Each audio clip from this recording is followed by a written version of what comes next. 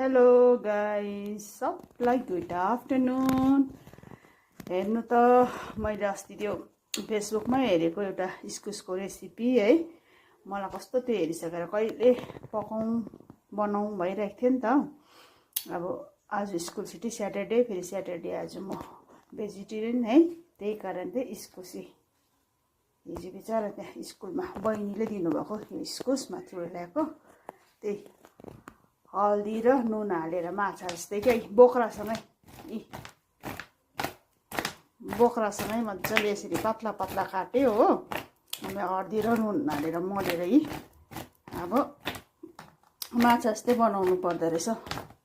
यस्तो बनाउनु मन लागिरहेको थियो कि हेर्नुहोस् है। अब यहाँ मस्टर्ड ओइल खरेर उयो भइरहेछ, अब हाल्छ।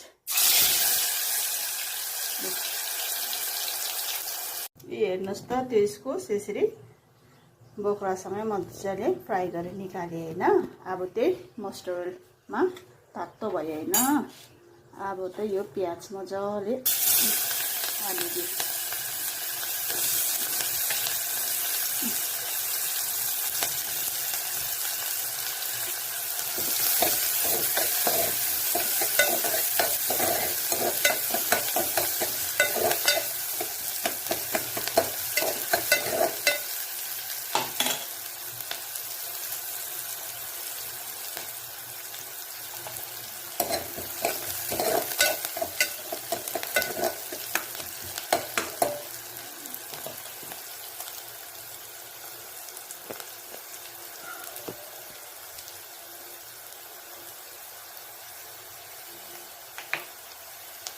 यहाँनिर मजाले तोरी, मैले चाहिँ तर पहेँलो तोरी पिसेँ, पहेँलो तोरी चलाउँछु नि त म चाहिँ हो।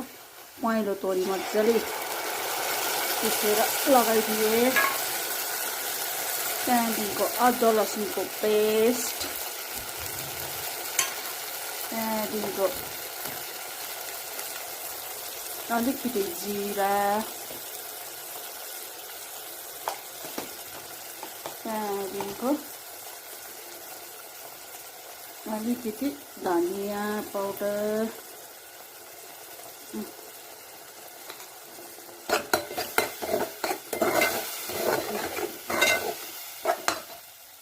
यो मसला अलिक मजाले भुट्यो, सानो आँचमा पकायो हो।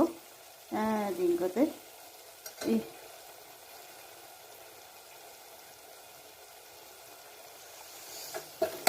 चिली पाउडर हाल्यो हो, कलर पनि आउँछ।